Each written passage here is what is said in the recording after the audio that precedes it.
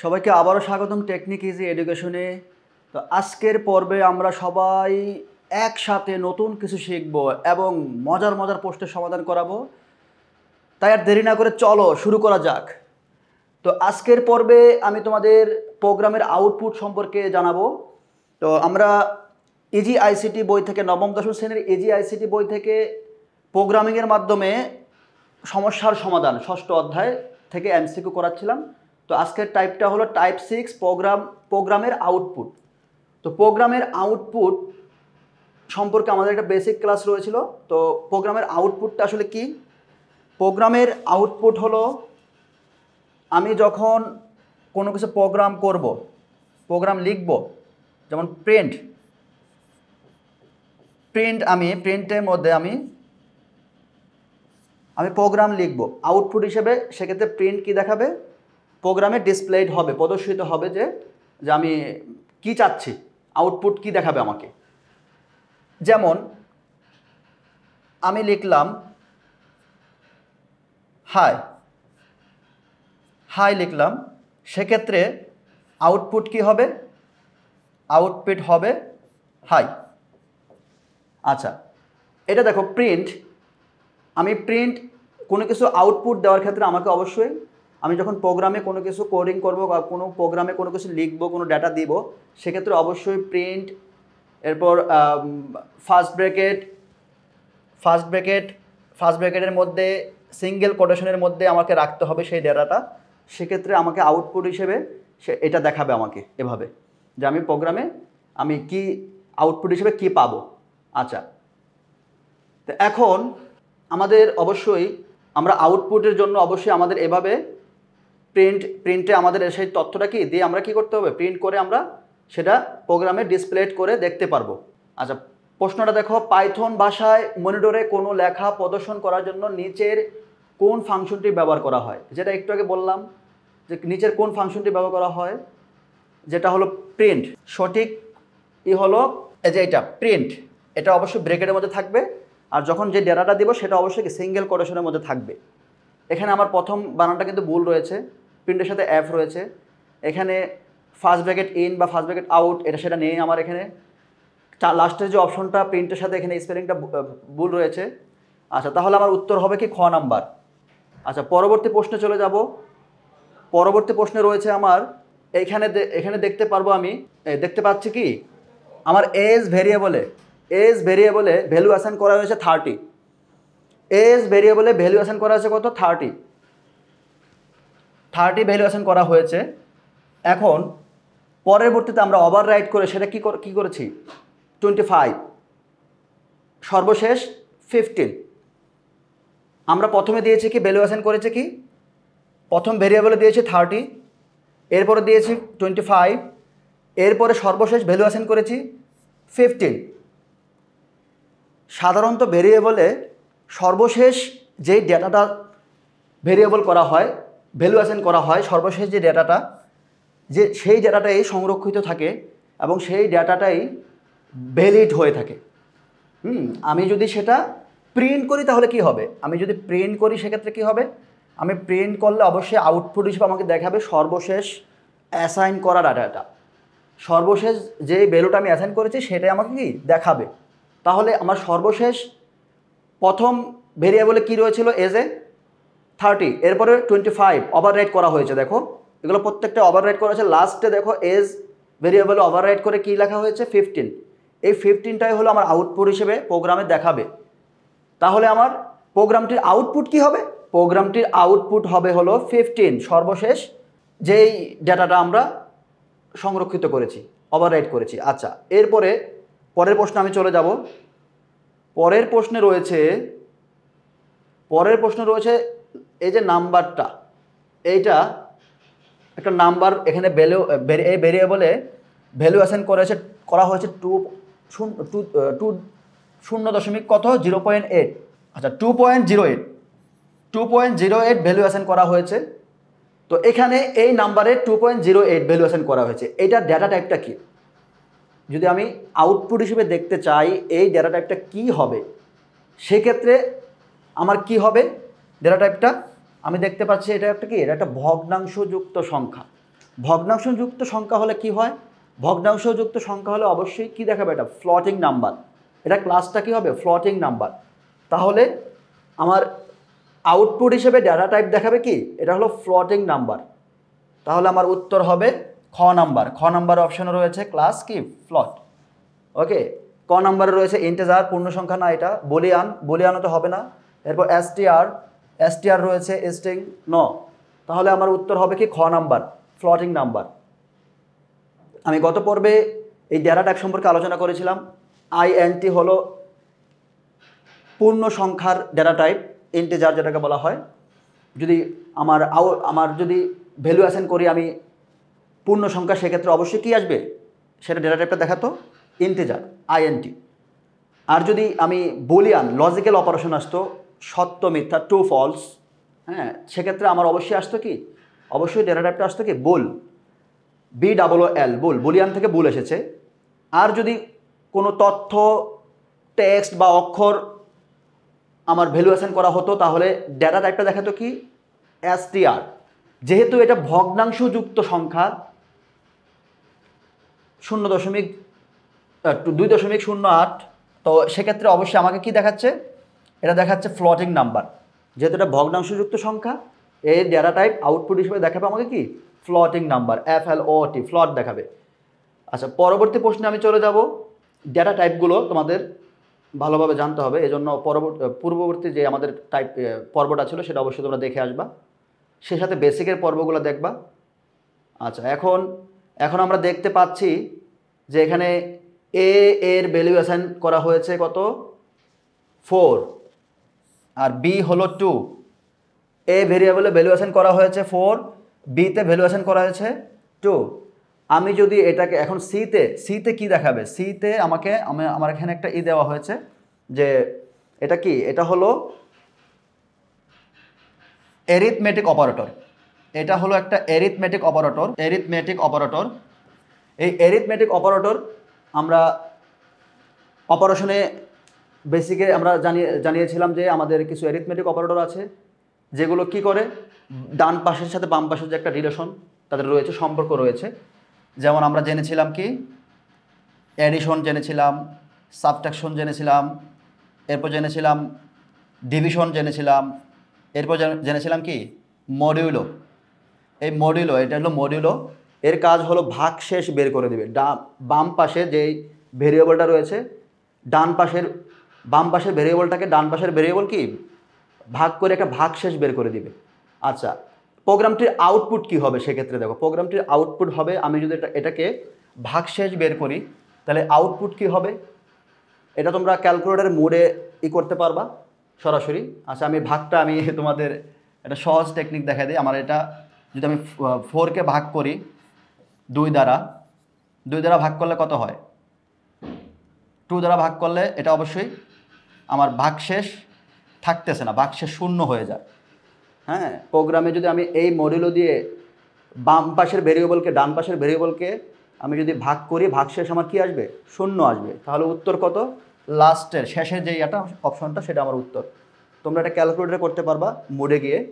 আচ্ছা, এখন পরবর্তী অপশনে দেখবো, আমরা দেখতে পাচ্ছি আমরা ভ্যালু নাও। এখানে দেখো এই ভেরিয়েবলটা, এর একটা ভেরিয়েবল দেখো এখানে আন্ডারস্কোর ব্যবহার করা হয়েছে। আমি দেখিয়েছিলাম ভেরিয়েবল অবশ্যই কি এক শব্দের হয়, তো এটা একটা শব্দের মধ্যে রয়েছে। এই ভেরিয়েবল ভ্যালু নাও, এই ভেরিয়েবলটা ভ্যালু অ্যাসাইন করেছে 1। তাহলে এটার আউটপুট কি দিবে?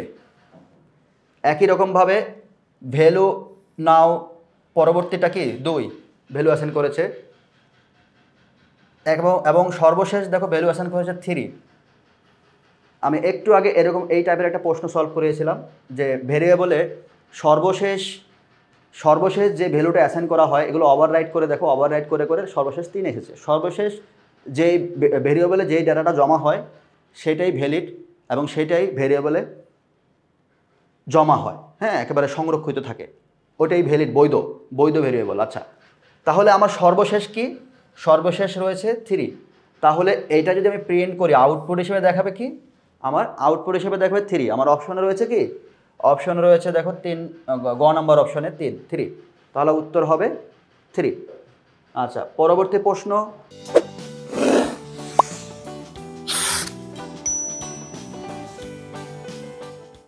পরবর্তী প্রশ্নে চলে যাব। পরবর্তী প্রশ্ন দেখো, পরবর্তী প্রশ্ন রয়েছে ফ্লট বা স্ট্রিং থেকে পূর্ণ সংখ্যা তৈরি করে কোনটি?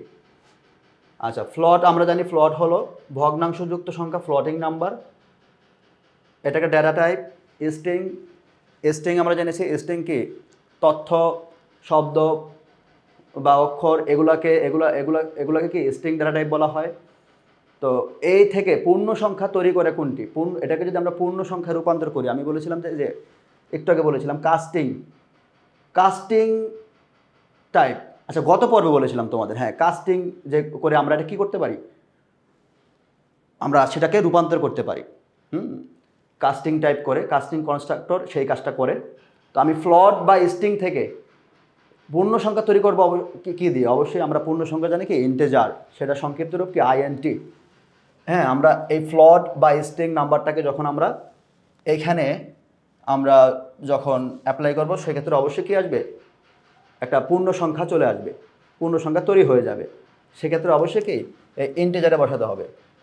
হ্যাঁ, আচ্ছা, এরপরে আমরা দেখতে পাচ্ছি স্ট্রিং, ফ্লট বা পূর্ণ সংখ্যা থেকে ভগ্নাংশযুক্ত সংখ্যা তৈরি করে কোনটি? স্ট্রিং, ফ্লট বা পূর্ণ সংখ্যা থেকে ভগ্নাংশযুক্ত সংখ্যা। ভগ্নাংশযুক্ত সংখ্যা ওই যে ফ্লোটিং নাম্বার, যে এটা এই ডেটা টাইপ দিয়ে আমি কী করতে পারবো, ভগ্নাংশযুক্ত সংখ্যা তৈরি করতে পারবো। আচ্ছা, এরপর দেখো বিভিন্ন ধরনের ডেটা থেকে স্ট্রিং তৈরি করে কোনটি? বিভিন্ন ধরনের ডেটা থেকে স্ট্রিং তৈরি করে string, first bracket in first bracket out. এটার মধ্যে ডেটা দিলে আমি কি যেই ডেটাই দিই সেটাকে স্ট্রিংয়ে রূপান্তর করে দেবে। অবশ্যই সেটা সিঙ্গেল কোটেশনের মধ্যে রাখতে হবে, সিঙ্গেল কোটেশনে না রাখলে সেটা আমি স্ট্রিং তৈরি করতে পারবো না। আচ্ছা, আউটপুট দেখাবে না, সেক্ষেত্রে আমি পরবর্তী প্রশ্নে চলে যাব। পরবর্তী প্রশ্নে দেখো, এখানে এক্স ভেরিয়েবলে দেখো এখানে এক সমানে যে এখানে দেখো আইএনটি ইন্টিজার, এটাকে আমি ইন্টিজার করব, মানে পূর্ণ সংখ্যা রূপান্তর করব। এখানে এক্সের মান কত হবে? এখানে আমরা দেখতে পাচ্ছি এটা একটা ফ্লোটিং নাম্বার, এটা একটা ভগ্নাংশযুক্ত সংখ্যা। আমি যখন এটাকে পূর্ণ সংখ্যায় নেব, সেক্ষেত্রে কী হয়ে যাবে, পূর্ণ সংখ্যায় নিলে আমাদের কিন্তু এই ভগ্নাংশযুক্ত অংশটাকে নিবে না, পূর্ণ সংখ্যাটাকে নিবে। ইন্টিজার কি নিবে? পূর্ণ সংখ্যাটাকে নিবে। সেক্ষেত্রে আমি পাবো এখানে 3। এটাকে কিন্তু রাউন্ড করবে না। রাউন্ড করে কিন্তু আমি বেসিকের একটা পর্বে আলোচনা করেছিলাম যে রাউন্ড করে হলো প্রিডিফাইন্ড ফাংশন। পাইথনের কিছু প্রিডিফাইন্ড ফাংশন আছে, তার মধ্যে রাউন্ড ফাংশন নামে একটা ফাংশন রয়েছে, প্রিডিফাইন্ড ফাংশন। সে কী করবে, ভগ্নাংশযুক্ত সংখ্যাকে একটা পূর্ণ সংখ্যা রূপান্তর করে দিবে, একেবারে ভগ্নাংশটাকে রাউন্ড একটা সংখ্যায় নিয়ে যাবে। সেক্ষেত্রে আমার যদি 3.5 বা 3.6 থাকতো, সেটাকে অবশ্যই কি 4 বানিয়ে দিত। কিন্তু এটাকে রাউন্ড করবে না, সে শুধু ইন্টিজার কী করবে, শুধু পূর্ণ সংখ্যাটা নেবে। আর 0.4টাকে কি ওটাকে বাদ দিয়ে দিবে। তাহলে আমার এই এক্সের মান হবে কি, এক্সের মান হবে শুধু 3। ওকে, শুধু 3 হবে এক্সের মান। আচ্ছা, পরবর্তী প্রশ্ন চলে যাব। পাইথন ভাষায় ওয়াই সমান, এখানে দেখো ওয়াই ভেরিয়েবল, দেখো এখানে কি রয়েছে, ইন্টিজার। এটাকে যদি ইন্টিজার করি, সেক্ষেত্রে আমার আউটপুট হিসেবে যখন প্রিন্ট করবো, আউটপুট হিসেবে এর মান কত হবে? এই মানটা হবে হলো ওই যে বললাম, অবশ্যই পূর্ণ সংখ্যা নেবে, দশমিক অংশটাকে নিবে না। যদি রাউন্ড করা হতো প্রিডিফাইন্ড ফাংশন দিয়ে, সেক্ষেত্রে এটা 3 চলে আসতো। কেমন? তাহলে এটা কি হবে, আমার 0.8 বাদ দিয়ে শুধু কি করবে, এই শুধু আমাকে ডেটা টাইপটা কি করবে, শুধু এই ভেরিয়েবলের শুধু 2টাকে নিবে, 2 ভ্যালুটাকে নিবে। আচ্ছা, পূর্ণ সংখ্যাটাকে নিবে। এরপরে আমরা পরের প্রশ্নে চলে যাব। পরের প্রশ্ন আমরা দেখতে পাচ্ছি, পরের প্রশ্নে রয়েছে জেড সমান, দেখো জেড ভেরিয়েবলে কি রয়েছে, এই যে এইটাকে যদি আমি পূর্ণ সংখ্যায় নিই, তাহলে কি হবে, এটা আমরা দেখতে পাচ্ছি এটা কিন্তু স্ট্রিং। কোটেশনের মধ্যে কি থাকে, স্ট্রিং থাকে, তথ্য থাকে। এই তথ্যটাকে আমি যদি ইন্টিজার নিই, পূর্ণ সংখ্যা নিই, পূর্ণ সংখ্যা নিলে কোনো কিছু থাকবে না, একেবারে পূর্ণ একটা সংখ্যা দেখাবে আউটপুট হিসেবে। সেক্ষেত্রে আউটপুট হিসেবে দেখাবে কি, 3 দেখাবে, শুধু 3 দেখাবে। ওকে, পরবর্তী আমরা দেখতে পাচ্ছি ভেরিয়েবলে কি রয়েছে, ফ্লট। এটাকে আমি এই 1টাকে আমি ফ্লোটিং নাম্বারে নিয়ে যাব। 1টাকে ফ্লোটিং নাম্বারে নিলে কি হবে, 1টাকে ফ্লোটিং নাম্বারে নিলে আমার ভগ্নাংশযুক্ত একটা সংখ্যা হয়ে যাবে, যে 1.0 রয়েছে, 1.0 রয়েছে, এটা আমার আনসার হবে। ওকে, আচ্ছা, এরপর দেখব কি রয়েছে 4.2। এটা কিন্তু ভগ্নাংশযুক্ত সংখ্যা এবং সেটা তথ্য আকারে রয়েছে, স্ট্রিং আকারে রয়েছে, এসটিআর আকারে রয়েছে, এক্ষেত্রে আউটপুট কি হবে? ফ্লোটিংয়ে আউটপুট হবে কি? একটা ভগ্নাংশযুক্ত সংখ্যা আসবে। তো ভগ্নাংশযুক্ত সংখ্যা এখানে আমরা দেখতে পাচ্ছি 4.2, এটা হবে না, এটাও হবে না, এবং পূর্ণ সংখ্যা রয়েছে 4, তাহলে হবে কি 4.2, গ নাম্বার উত্তর। আচ্ছা, পরবর্তী প্রশ্ন দেখতে পাচ্ছি y সমান str। হ্যাঁ দেখো, y ভেরিয়েবলে কি রয়েছে? str। এখানে স্ট্রিং, এটাকে যদি আমি স্ট্রিংয়ে নিয়ে যাই, তথ্যে নিয়ে যাই, সেক্ষেত্রে কী হবে? টুটা কী হবে? এর ক্ষেত্রে y এর আউটপুট কী হবে? y ভেরিয়েবলের আউটপুট কী হবে? ওই যে বলেছিলাম স্ট্রিংয়ে কি তথ্যটা কি অবশ্যই কী হয়ে যাবে? একটা সিঙ্গেল কোটেশনের মধ্যে থাকে, তাহলে হয়ে যাবে কি আমার? এটা ক নাম্বার উত্তর। আচ্ছা, পরবর্তী প্রশ্নে যাব আমরা। আমরা দেখতে পাচ্ছি এখানে জেড ভেরিয়েবলে কি রয়েছে? স্ট্রিংয়ের মধ্যে একটা ভগ্নাংশযুক্ত সংখ্যা রয়েছে। আমি যদি এটাকে স্ট্রিংয়ে রূপান্তর করি তাহলে কি হবে? সেক্ষেত্রে অবশ্যই যে আমি স্ট্রিংয়ের ক্ষেত্রে বলেছিলাম, এসটিআরের ক্ষেত্রে কি বলেছিলাম? যে সিঙ্গেল কোটেশনে থাকবে, তাহলে এটা সিঙ্গেল কোটেশনে চলে আসবে, গ নাম্বারের উত্তর। আচ্ছা আচ্ছা, আমরা পরবর্তী প্রশ্ন দেখতে পাচ্ছি এর ভ্যালুয়েশন করা হয়েছে 5, এ ভেরিয়েবলে রয়েছে 5, হ্যাঁ এ ভেরিয়েবলে 5 রয়েছে, এবং বিতে ভ্যালুয়েশন করা হয়েছে 2। এখন আমার ওয়াই ভেরিয়েবলে কি আসবে? আউটপুট হিসেবে কি আসবে? ওয়াই ভেরিয়েবলে আসবে আমার ভ্যালুয়েশন হবে কি? আমার এখানে দেখতে পাচ্ছ ওই যে লজে অপারেশন রয়েছে এখানে, একটা অ্যারিথমেটিক অপারেশন, মডিউলো বা মডুলাস। আচ্ছা, এখন এটার কাজ কি? এটার কাজটা হলো একটা ভাগশেষ বের করে দিবে। আমার বাম পাশের যে ভেরিয়েবলটা রয়েছে সেটাকে ডান পাশের ভেরিয়েবল ভাগ করে একটা ভাগশেষ বের করবে। আচ্ছা, এটা তোমরা ক্যালকুলেটরের মোডে করতে পারবা, ভেরিয়েবলের মানগুলো বসিয়ে মডুলো দিলেই তোমার মানটা চলে আসবে, ভাগশেষটা। এখন তোমাদেরকে আমি একটু শর্টকাট দেখা দিচ্ছি কীভাবে আসতে পারে ভাগশেষ। আচ্ছা, এখন এখানে রয়েছে কি, আমাদের এটা শর্ত হলো কি যে বাম পাশের ভেরিয়েবল কি রয়েছে? 5। এই অপারেটরের কাজ হলো বাম পাশের ভেরিয়েবলকে ডান পাশের ভেরিয়েবল ভাগ করে একটা ভাগশেষ বের করে দিবে। আচ্ছা ওকে, ভাগশেষ বের করে দিবে।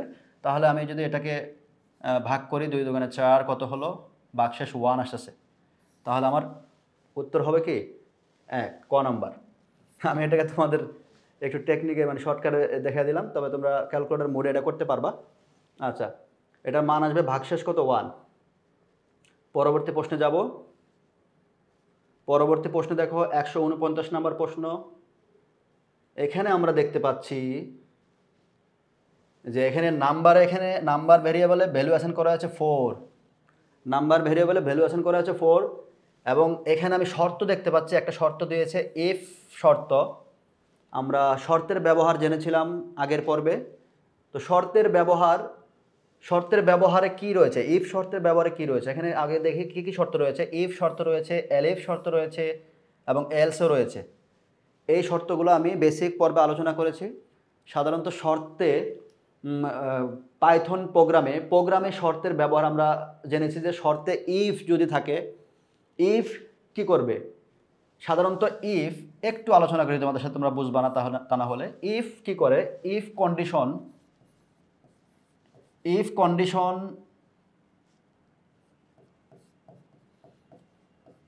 যখন আমি শর্ত দেব, ইফ কন্ডিশনে এখানে অবশ্যই একটা কি কোলন আসে।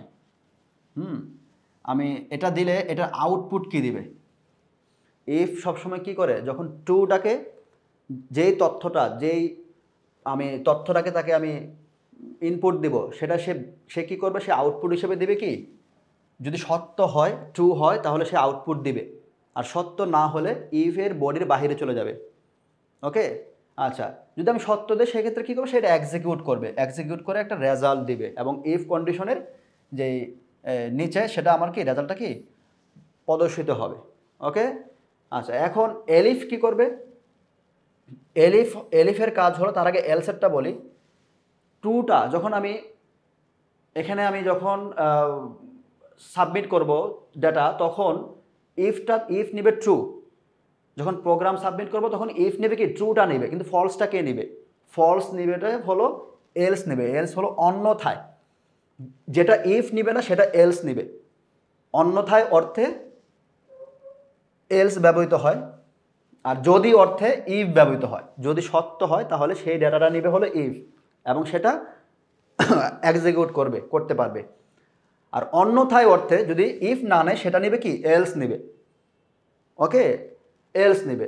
আচ্ছা, এলিফের কাজ হলো এলিফ, এলিফ, ইফ, এলস এবং এলিফ। এলিফের কাজ হলো, এলিফ কোন শর্তে কাজ করে? এলিফ কাজ করে হলো একেবারে মাল্টিপল কাজ করে, এটাকে বলে নেস্টেড কাজ। একাধিক শর্ত নিয়ে কাজ করে, সত্য মিথ্যা যে যা পাবে সব নিবে, সব তথ্য নিয়ে সে কাজ করবে। এলিফের কাজ হলো এটা। আচ্ছা, এখন আমরা জানলাম শর্তের কাজগুলো। যদিও বেসিক ক্লাসে আমি এটার একটা পর্ব নিয়েছি শর্তের ব্যবহার প্রোগ্রামে, ওই পর্বটা তোমরা দেখলে আরও ভালোভাবে ক্লিয়ার হতে পারবা।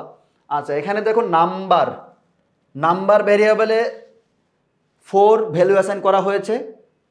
তো এখন এই শর্ত বলছে কি, ইফ কন্ডিশনে বলা হয়েছে যদি 0 থেকে বড় হয় এই নাম্বারে যে ভ্যালুটা অ্যাসাইন করা হয়েছে 4 মানে এই নাম্বারের ভ্যালুটা যদি, এই ভেরিয়েবলের ভ্যালুটা যদি 0 থেকে বড় হয় তাহলে ইফ শর্ত কাজ করবে, এক্সিকিউট করতে পারবে।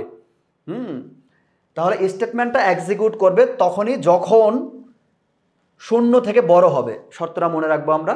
তাহলে কি, আমার এখানে আমি এখানেই দেখা দিচ্ছি, এই যে 4, আমার এখানে নাম ভেরিয়েবলের ভ্যালু রয়েছে কত, 4, যেটা কি 0 থেকে বড়। তাহলে আমি কি এটা নিতে পারতেছি, তাই না? এই শর্তটা কাজ করবে, শর্ত কাজ করবে। সেক্ষেত্রে প্রিন্ট হিসাবে কি দেখাবে, আউটপুট হিসেবে দেখাবে পি। যদি এই শর্তটা যদি সঠিক হয়, সত্য হয়, তাহলে আউটপুট দেখাবে পি। ইফের ক্ষেত্রে পি দেখাবে, ইফের ক্ষেত্রে দেখাবে হলো পি। আচ্ছা, এখন এলিফের ক্ষেত্রে কি দেখাবে? এলিফ বললো আবার কি শর্ত দিল, যদি 0 থেকে ছোট হয়। 0 থেকে ছোট হলে এলিফ কাজ করবে, তা না হলে কাজ করবে না। হ্যাঁ, ও একটা শর্ত দিয়ে দিছে। আচ্ছা আচ্ছা, এলিফ এখন 0 থেকে ছোট, 0 থেকে ছোট আমার এখানে আছে না, 4 কি 0 থেকে বড়। আচ্ছা, সেক্ষেত্রে এলিফ কাজ করবে না, এক্ষেত্রে শর্তটা আমার হচ্ছে না। এবং প্রিন্ট যদি যদি 0 থেকে ছোট হইতো, নাম ভেরিয়েবলের ভ্যালুটা যদি 0 থেকে ছোট হতো, সেক্ষেত্রে এলিফের প্রিন্ট আউটপুট হিসেবে দেখাতো কি, এন। আচ্ছা, তাহলে এটা আমি নিতে পারতেছি না। আচ্ছা, এলস কি করবে? এলস বলল আউটপুট হিসেবে কি দেখাবে, এলস আউটপুট হিসেবে দেখাবে হলো জেড দেখাবে। হ্যাঁ, আউটপুট হিসেবে প্রিন্ট দেখাবে জেড। এখন এলসের কোনো শর্ত দেয় না, এই কারণেই যেটা নিবে না ইফ, সেটা নিবে কি, এলস। যেহেতু ইফ নিয়ে নিছে, তো এলস আর নিয়ে কি করবে, এলস পরে থাকবে এমনি, আমি আর কি নিব। হ্যাঁ, এলিফও নিচ্ছে না, এলিফ বলছে 0 থেকে ছোট হতে হবে। যেহেতু নাম ভেরিয়েবলের ভ্যালু অ্যাসাইন করা হয়েছে 4, ইফের শর্তই মিলে গেছে, তাহলে আউটপুট হিসেবে কি হবে, আউটপুট হিসেবে হবে পি। আমি অপশনে দেখতে পাচ্ছি 3 নম্বরের উত্তর হলো পি। কেমন, 3 নম্বর উত্তর হলো কি, পি। তাহলে আউটপুট হিসেবে কি হবে? আমার প্রশ্ন ছিল প্রোগ্রামটির আউটপুট কি হবে। প্রোগ্রামের শর্তের ব্যবহারের এই নিয়মগুলো তোমরা অবশ্যই বেসিক পর্বে শিখে আসবা, তাহলে তোমরা আরো ভালোভাবে বুঝতে পারবা। আচ্ছা, তাহলে ইফ কন্ডিশনটাকে, ইফ স্টেটমেন্টটাকে নিয়ে নিছে যে প্রিন্ট হিসেবে আউটপুট হবে পি, কন্ডিশন অনুযায়ী কি পি হবে আউটপুট। উত্তর আমার চলে আসলো। পরবর্তী প্রশ্নে আমরা চলে যাব। পরবর্তী প্রশ্নে যাচ্ছি। তোমরা প্রোগ্রামের শর্তগুলো এগুলো ভালোভাবে দেখবা। বেসিক পর্বে আমরা শর্তগুলো খুব ভালোভাবে আমরা ব্যাখ্যা করেছি। আজকের পর্ব এখানে শেষ করতে হলো। আমরা পরবর্তী পর্বে নতুন কোনো বিষয় নিয়ে তোমাদের মাঝে হাজির হব। সে পর্যন্ত সবাই ভালো থাকবে, সুস্থ থাকবে। সবাইকে ধন্যবাদ।